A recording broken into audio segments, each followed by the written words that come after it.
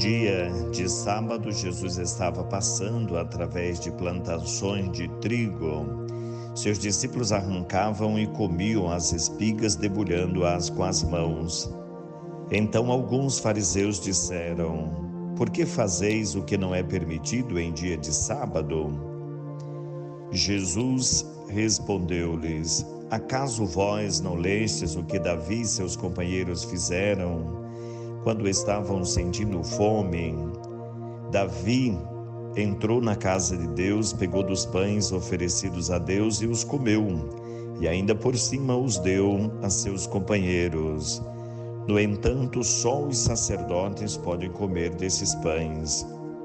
E Jesus acrescentou: O Filho do Homem é Senhor também do sábado. Meus irmãos, minhas irmãs, hoje é sábado, dia 7 de setembro de 2024. O Evangelho de Jesus Cristo que estamos refletindo é de autoria de Lucas 6, de 1 a 5. Jesus é questionado porque os discípulos tomam atitudes que não é orientação da tradição judaica: colher milhos, comer espigas, colher o seu alimento no dia do descanso, no dia do sábado. E Jesus retoma aqui a figura de Davi, que é central na tradição judaica. Então eles criticam Jesus porque os discípulos colhem espigas para matar a fome no dia de sábado. E Jesus disse: Vocês desconhecem o que Davi fez? Entrou no templo, comeu dos pães que não era permitido e ainda ofereceu aos seus. Isso para vocês é normal? Não é mais grave a pessoa cumprir cegamente uma norma, uma regra, descuidando do seu cuidado básico, do seu sustento, o alimento? Meus irmãos, é interessante esta passagem porque o próprio Jesus, como judeu, ele sabia bem a importância de Davi, a figura de Davi dentro da tradição judaica. Mas ele mesmo se utiliza disso para corrigir uma visão cega do fundamentalismo judaico em relação às coisas da vida dos outros. Diz: olha, para Davi isso é normal, vocês tomando conhecimento do que fez Davi, está tudo ok, está bem. Agora, com relação aos meus, vocês acusam de que eles estão cometendo uma falta grave. E aí Jesus conclui dizendo: aqui está o Senhor também do sábado. E Jesus é o Salvador de todos os dias. Ele é a referência para todos os momentos, para todas as pessoas e todas as situações. Então, ser seletivo em algumas atitudes e se utilizando de outras na mesma proporção para acusar as pessoas, isso é uma falta grave.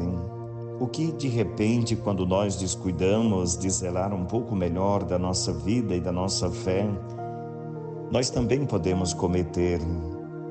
Nós podemos deslizar também em atitudes que às vezes para nós é normal, mas para os outros nós somos rigorosos, impositivos e até criamos relações de condenação ao outro.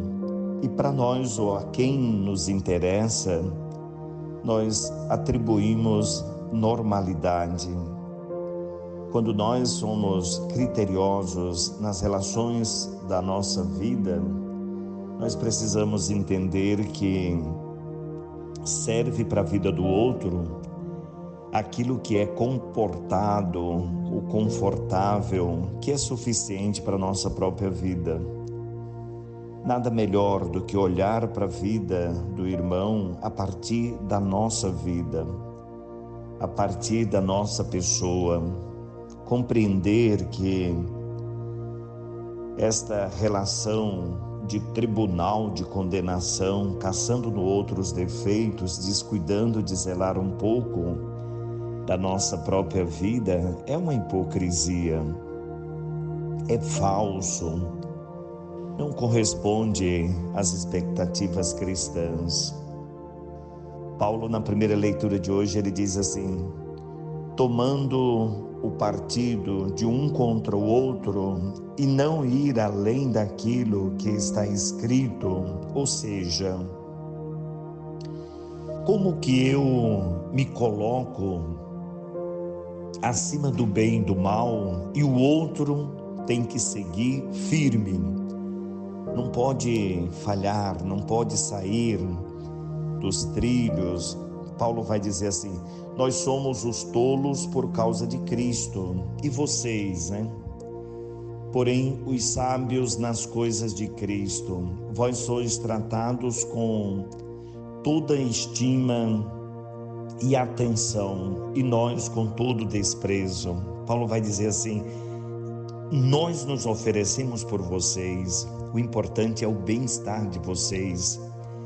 Se eu sou mensageiro de Cristo, se eu sou responsável pelo outro, às vezes me permito até algum desconforto para ver o outro confortável. Eu às vezes até aceito algum tipo de incômodo para proteger o outro, para que o outro seja protegido. Eu aceito fome para matar a fome do outro. Eu aceito viver com algum tipo de sacrifício para proteger o outro. Isso é o que é dito por Paulo. E Jesus Cristo lembra bem, aqui está o Senhor também do sábado. Por que que os meus discípulos vão obedecer essa norma cegamente, simplesmente para não colher os frutos, para matar a sua própria fome? O que é mais importante? A vida, a dignidade do outro, a proteção do bem-estar, o conforto da própria vida. Meus irmãos, roguemos a Deus que hoje, no sábado, véspera do domingo, no dia em que nós brasileiros celebramos a festa da independência, que procuremos também viver a independência da nossa própria fé, do nosso próprio coração, da nossa relação filial com Deus, um Deus que nos ama, nos protege, nos acolhe. Que no dia de hoje, Nossa Senhora e Nossa Mãe interceda a Deus por nós, que procuremos gritar com a própria vida a independência do nosso coração, da nossa alma e da nossa fé. Que Maria, Mãe de Deus, interceda por você, pela sua família, pela nossa pátria, o nosso Brasil, nos livre de todos os males e nos dê a paz. Em nome do Pai, do Filho e do Espírito Santo. Amém.